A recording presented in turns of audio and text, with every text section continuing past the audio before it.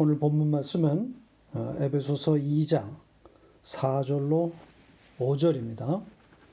같이 읽겠습니다.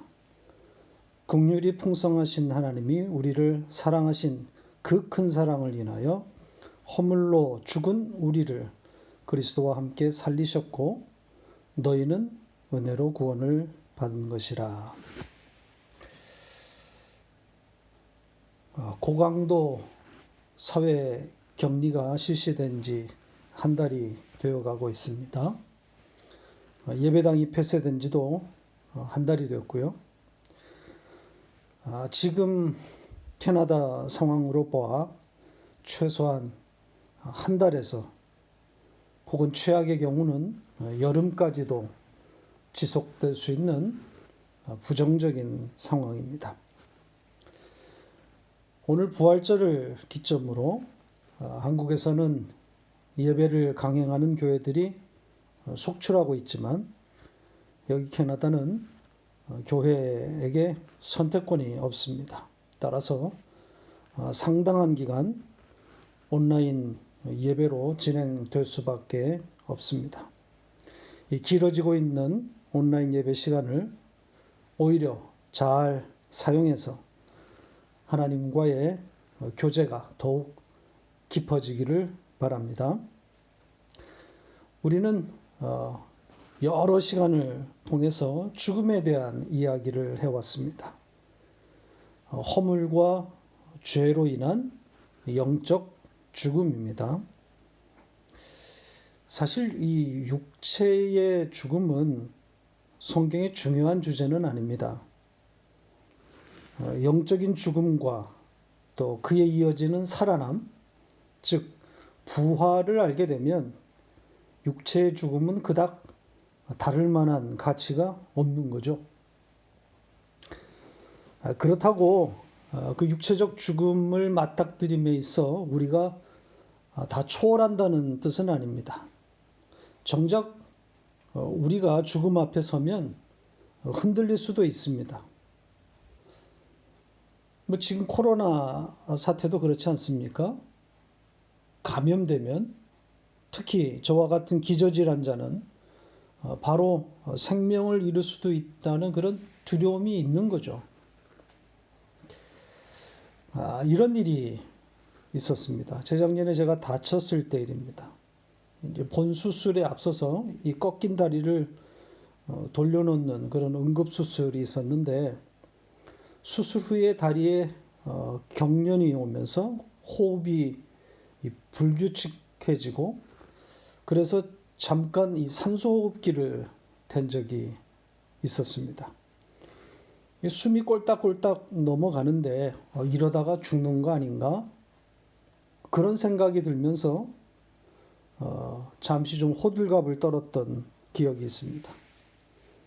새벽에 일어난 일인데 가족한테, 딸한테 전화해서 가족이 다 달려오고 소동이 일어났었습니다. 그때 딸아이가 제게 한 말이 아직도 선합니다. 아빠, 두려워? 본능적으로 두려웠던 것 같습니다. 아무것도 생각나지 않고 그냥 숨이 넘어가니까 두려웠던 거죠. 인간은 누구나 이 죽음 앞에서 두려움이 있을 수 있습니다.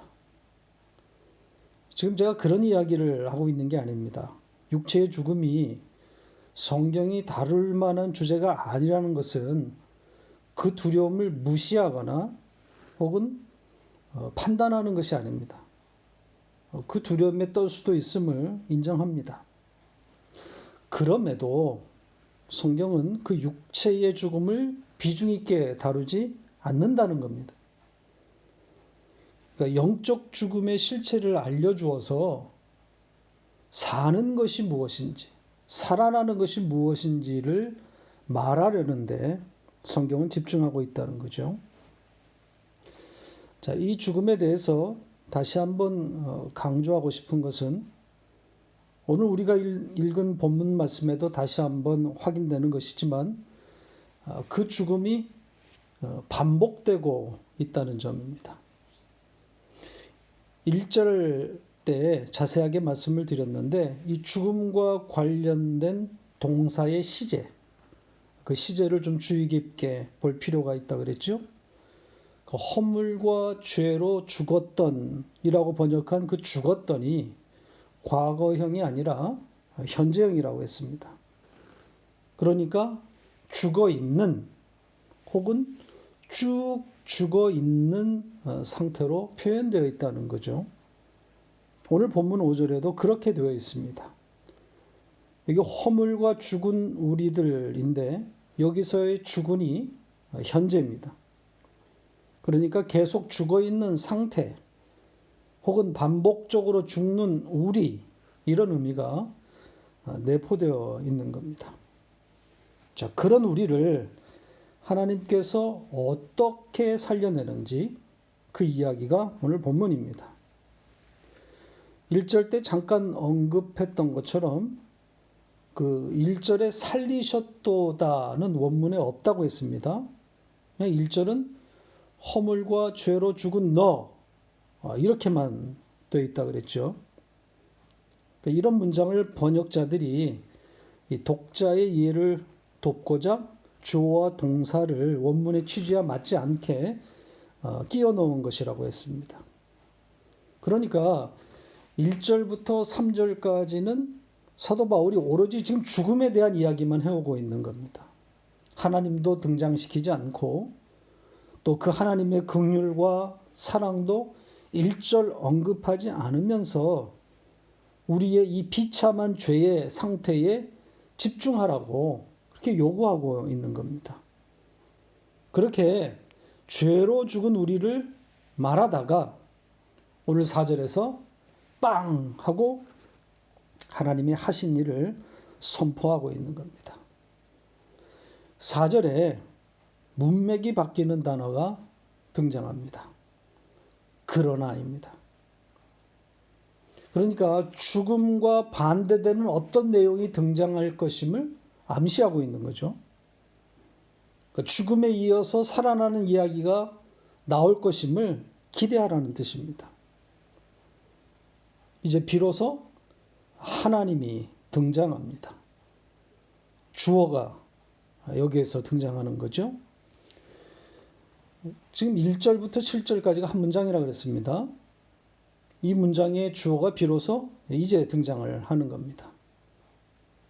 그러면서 이제 그 하나님에다 긍휼이 풍성하신이라는 단어가 첨가되고 있습니다.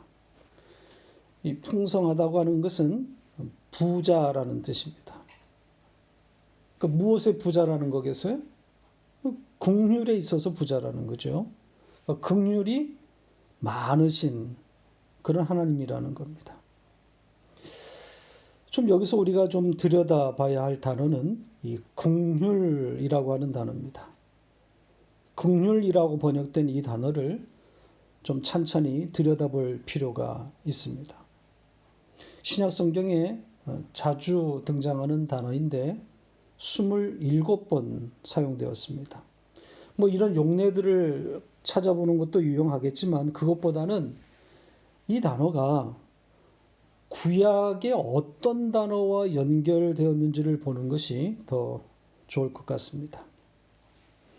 이때 우리가 사용할 수 있는 좋은 방법이 70인경과 연결해 보는 겁니다. 구약 성경의 헬라어 번역 성경인 거죠. 히브리어로 쓰여 있는 구약 성경을 헬라어 독자들을 위해서 헬라어로 번역된 성경입니다. 그러니까 바벨론 포로 이후에 이 히브리어 자기의 이 모국 언어를 잃어버린 이 헬라 유대인들을 위해서 제작된 헬라어 구약 성경이 70인경입니다. 이 70인경에 이 단어가 등장합니다. 그러니까 히브리 단어 어떤 단어가 이 단어로 번역되었을까요? 바로 헤세드입니다. 구약 성경에 엄청 많이 등장하는 단어입니다. 자그마치 247번 나옵니다. 자비, 긍휼, 은혜 등으로 번역되었습니다. 그중 한 구절만 보고 가겠습니다. 구약 성경에 이 헤세드란 단어가 처음 등장하는 곳입니다. 창세기 19장 19절입니다. 같이 읽겠습니다. 주의 종이 주께 은혜를 입었고 주께서 큰 인자를 내게 베푸사 내 생명을 구원하시오나 내가 도망하여 산에까지 갈 수 없나이다. 두렵건대 재앙을 만나 죽을까 하나이다. 소돔과 고모라를 진멸하려고 온 하나님의 사자에게 롯이 간청하는 그런 장면입니다. 여기서는 은혜로 번역되었습니다. 이 문장에서 이 헤세드, 은혜와 연결될 단어들을 보면 인자, 생명입니다. 그래서 학자들은 이 헤세드가 언약을 담고 있는 단어라고 말합니다. 헬라어 사전에도 설명하기를 이 단어는 언약적 사랑, 언약에서 기인된 사랑, 이렇게 설명을 붙여놓았습니다. 따라서 긍휼이 풍성하신 하나님이란 단지 자비가 많고 인자하신 좋으신 하나님 정도가 아닌 거죠.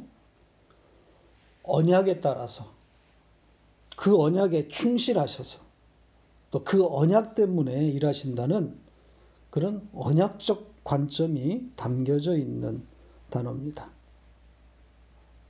자, 그 언약에 따라서 이제 이어서 나오는 그 하나님의 그 사랑, 이것이 다음 단어입니다. 이제 하나님이 우리를 사랑하신 그 큰 사랑, 이렇게 되어 있죠. 아가페가 반복해서 나오고 있습니다. 그러니까 우리를 아가페로 사랑하신 그 큰 아가페, 이렇게 되어 있는 거예요. 그러니까 어떤 사랑을 말하겠습니까? 큰 아가페, 그러니까 큰 사랑으로 표현한 것은 바로 독생하신 아들을 죽이신 그 사랑을 표현하는 거 아니겠습니까? 자, 이 단어가 사용된 또 다른 구절 하나 보죠. 유명한 말씀입니다. 요한복음 3장 16절입니다. 같이 읽겠습니다. 하나님이 세상을 이처럼 사랑하사 독생자를 주셨으니 이는 그를 믿는 자마다 멸망하지 않고 영생을 얻게 하려 하심이라. 같은 단어입니다. 아가페의 사랑, 그 언약적 사랑으로 인해서 자기의 독생하신 아들을 주셨다는 겁니다. 그러니까 아들을 주신 그 사랑, 이게 아가페의 사랑이고 또 아가페의 절정인 거죠. 아가페에 대해서 좀 더 알아보겠습니다. 아가페의 그 사랑이 어떻게 우리와 연결되어 있는지를 좀 이야기하고 가겠습니다. 이 아가페의 의미가 잘 담겨 있는 대표적인 곳 한 곳을 소개해 드립니다. 바로 예수님과 베드로의 대화입니다. 요한복음 21장 15절로 17절입니다. 같이 읽겠습니다. 제자들이 조반 먹은 후에 예수께서 시몬 베드로에게 이르시되 요한의 아들 시몬아 네가 이 사람들보다 나를 더 사랑하느냐 하시니 이르되 주님 그러하나이다. 내가 주님을 사랑하는 줄 주님께서 아시나이다. 이르시되 내 어린 양을 먹이라 하시고 또 두 번째 이르시되 요한의 아들 시몬아 네가 나를 사랑하느냐 하시니 이르되 주님 그러하나이다. 내가 주님을 사랑하는 줄 주님께서 아시나이다. 이르시되 내 양을 치라 하시고 세 번째 이르시되 요한의 아들 시몬아 네가 나를 사랑하느냐 하시니 주께서 세 번째 내가 나를 사랑하느냐 하심으로 베드로가 근심하여 이르되 주님 모든 것을 아시오매 내가 주님을 사랑하는 줄을 주님께서 아시나이다. 예수께서 이르시되 내 양을 먹이라. 자, 부활하신 예수님이 갈릴리의 제자들을 찾아오셨을 때 일어난 일입니다. 여기에 이 사랑이란 단어가 굉장히 많이 등장합니다. 그런데 같은 사랑이 아닙니다. 아가페의 사랑과 이 필레오의 사랑이 섞여 있습니다. 일반적으로 이 아가페의 사랑은 무조건적인 헌신을 담은 하나님의 사랑을 말하고, 필레오의 사랑은 우정으로서의 사랑, 인간적인 사랑이라고 합니다. 자, 이런 사전 지식을 가지고 이 본문을 다시 읽어보면 흥미롭습니다. 주님이 첫 번째 베드로에게 네가 나를 사랑하느냐 질문할 때 사용한 단어는 오늘 본문과 같은 아가페의 사랑입니다. 그랬더니 베드로가 필레오의 사랑으로 대답합니다. 그러니까 아가페의 사랑으로 대답하지 못하는 거죠. 그러니까 아가페의 사랑에는 도달하지 못한다는 그런 고백이에요. 그랬더니 주님이 두 번째 같은 질문을 합니다. 그러니까 이 필레오의 사랑을 고백한 베드로에게 다시 아가페의 사랑을 묻습니다. 내가 나를 아가페로 사랑하느냐? 그랬더니 베드로가 다시 필레오의 사랑으로 또 대답합니다. 역시 아가페로 대답하지 못하는 거죠. 그러자 이제 예수님께서 세 번째는 필레오의 사랑으로 묻습니다. 그랬더니 베드로가 역시 같은 대답을 내놓는 거죠. 필레오로 사랑합니다. 이 대화에 대한 해석이 분분합니다. 또 다양하고요. 전 여기서 이 대화의 해석을 말하고자 하는 건 아닙니다. 그러니까 아가페의 사랑이 무엇인지를 말하려고 이 말씀을 꺼낸 거니까요. 그러니까 베드로가 감히 입에 담을 수 없었던 그 사랑, 그게 바로 아가페의 사랑입니다. 그러니까 본질적으로 인간에게서 나올 수 없는 하나님에게서만 나올 수 있는 사랑이라는 거죠. 그 하나님의 사랑을 인간에게 가르쳐 주기 위해서 모성애 혹은 부성애에 조금 담아 놓은 거예요. 인간에게 하나님을 알려주기 위해서 이 보이는 세상 혹은 인간의 경험 또 인간의 언어를 통해서 부분적으로 담아 놓으신 거죠. 자, 이렇게 이 아가페의 사랑을 가지신 그 긍휼의 부자이신 하나님이 어떻게 하셨다는 겁니까? 다시 오늘 본문 5절로 가보면 바로 이 문장의 동사가 여기에 등장합니다. 5절에 나온 뭐지요? 예, 우리를 살리셨다는 겁니다. 그런데 또 이 단어도 또 흥미롭습니다. 그냥 살리다가 아니에요. 함께 살리다입니다. 이 함께라고 하는 이 단어들이 6절에도 계속 이어져 나오고 있어요. 함께, 함께. 함께 일으키다, 함께 앉다, 이런 말들이 나옵니다. 그러니까 동사인데, 다 동사들인데 합성어들이에요. 함께라고 하는 뜻을 가진 그 부사가 동사 앞에 붙어가지고 만들어진 그런 형태들입니다. 그러니까 누군가와 함께 살고 또 함께 일어나고 함께 앉는다는 거예요. 그 누구가 뭐겠습니까? 5절에 답이 나와 있어요. 그리스도와 함께 살리셨다고 합니다. 그러니까 그리스도와 함께 살아나고 또 함께 일어나고 그리스도와 함께 앉는 겁니다. 여기에 이 함께 살리다 이 단어가 성경에 자주 나오는 단어가 아닙니다. 딱 2번 나옵니다. 오늘 본문 에베소서 2장에 한 번, 그리고 골로새서 2장에 한 번 나옵니다. 가보겠습니다. 골로새서 2장 13절입니다. 같이 읽겠습니다. 또 범죄와 육체의 무할례로 죽었던 너희를 하나님이 그와 함께 살리시고 우리의 모든 죄를 사하시고. 내용상 오늘 본문과 거의 같습니다. 이 범죄라고 번역된 이 단어가 오늘 본문에 허물이에요. 허물과 같은 단어예요. 그러니까 에베소서에서는 허물로 번역했다고 여기서 또 범죄라고 번역했어요. 일관성이 없습니다. 또 죽었던이라고 하는 시제도 오늘 본문과 같은 현재형입니다. 그리고 다만 이 죄, 허물과 죄에서 그 죄 대신에 육체의 무할례라고 하는 단어로 대체되었을 뿐입니다. 내용은 같은 거예요. 그러니까 그렇게 죽어온, 또 반복적으로 죽는 그런 우리를 긍휼의 부자이신 하나님이 그리스도와 함께 살리셨다는 거예요. 자, 그러면 그리스도도 살렸고 우리도 살렸다는 뜻인가요? 각각 살렸다는 건가요?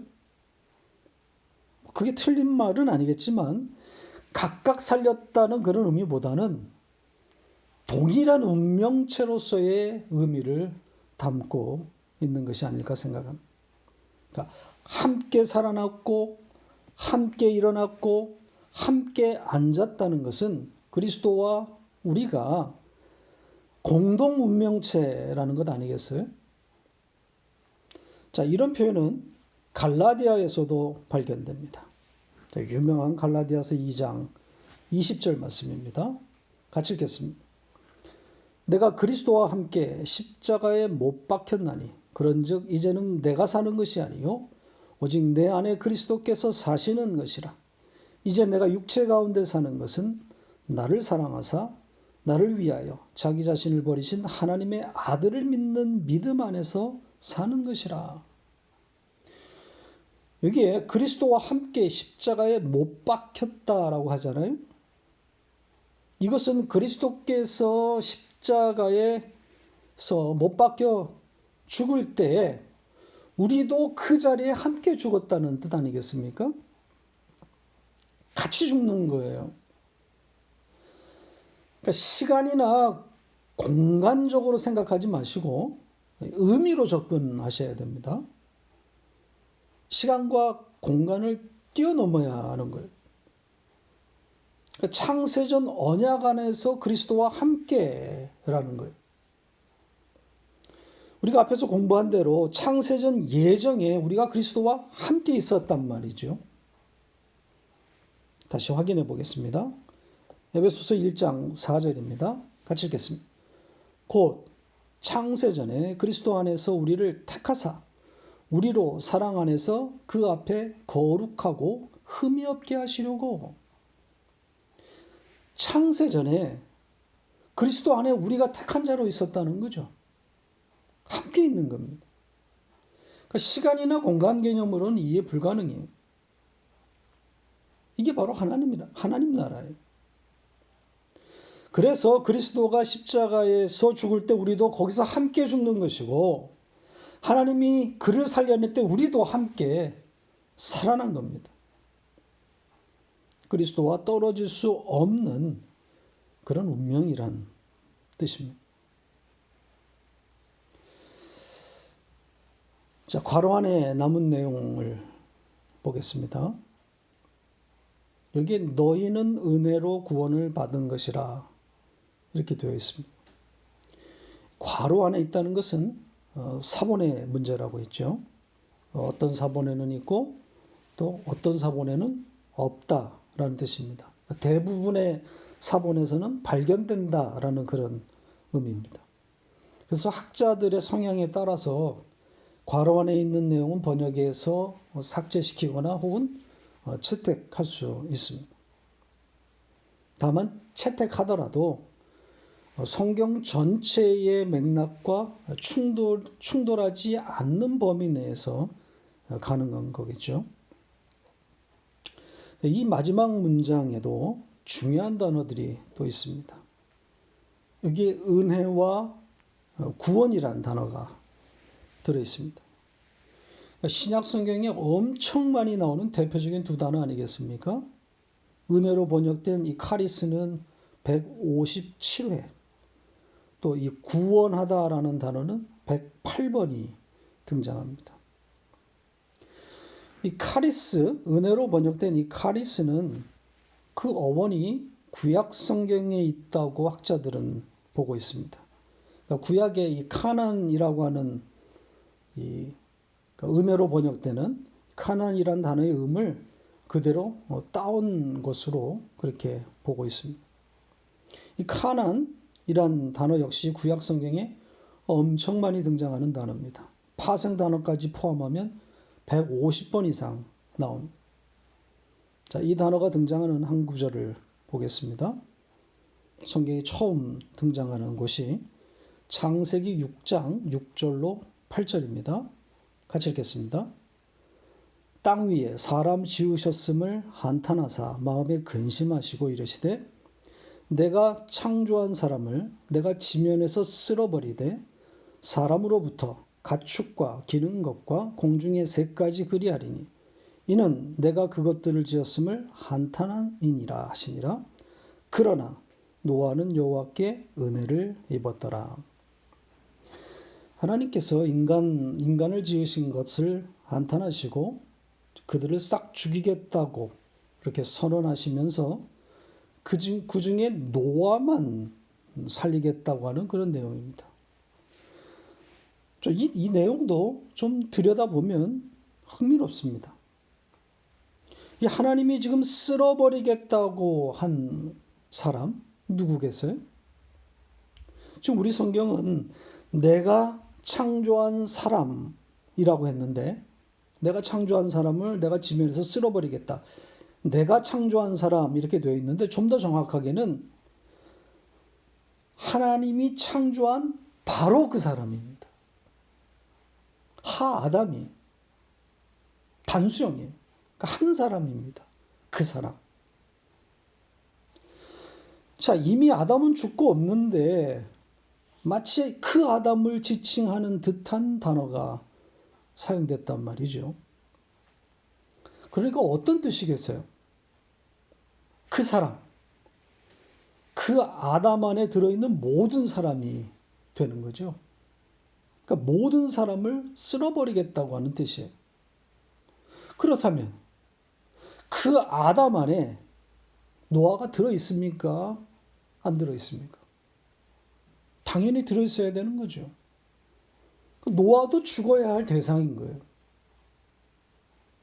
그런데 그 아담 안에 들어있는 노아인데 죽어야 할 노아인데 하나님의 은혜를 입는단 말이죠.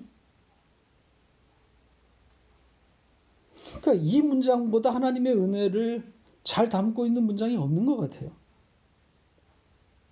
노아가 그 아담과 함께 물에 쓸려 지면에서 죽는 거예요. 지금 노아는 그 아담과 함께 죽는 거란 말입니다. 그 아담이 누구겠어요? 바로 인간의 모든 죄를 뒤집어 쓰게 되는, 노아의 모든 죄를 뒤집어 쓰게 되는 그 아담, 그리스도 예수가 되는 거죠. 그렇게 예수와 함께 죽게 된 노아, 그가 하나님께 은혜를 입었다는 이야기. 노아가 온전하고 깨끗한 삶을 살아냈다는 이야기가 아닙니다. 그 뒤에 이어진 그 노아가 당대의 의인이고 하나님과 동행했다고 하는 것을 문자적으로 읽으면 안 됩니다. 문맥이 그런 문맥이 아니에요. 이 문장에 은혜라고 번역된 카난이 있다니까요. 그냥 값없이 주는 거란 말이에요. 노아가 깨끗한 삶을 살았기 때문에, 하나님과 동행했기 때문에 그래서 살아나는 게 아니에요. 그러면 카난이라는 단어가 들어올 수가 없어요. 은혜라는 단어가 들어올 수가 없어요.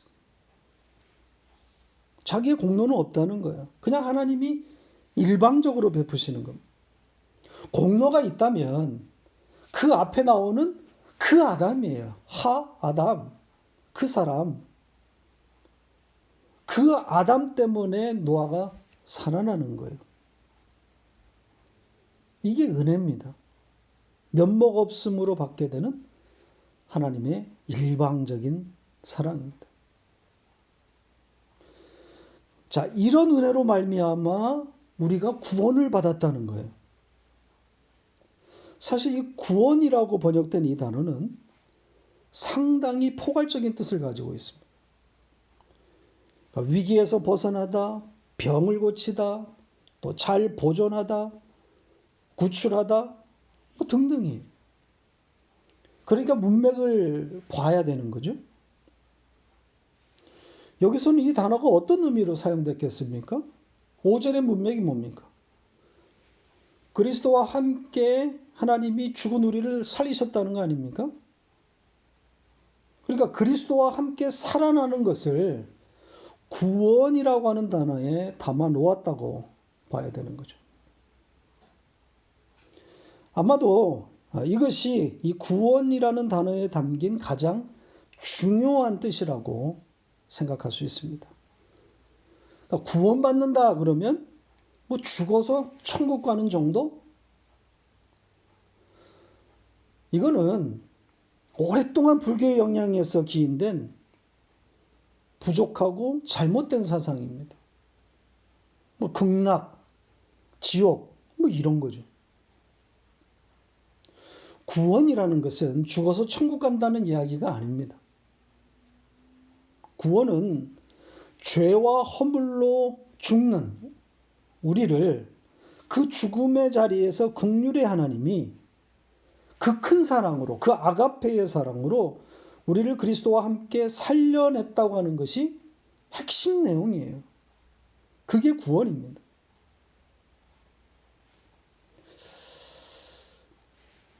말씀을 맺겠습니다.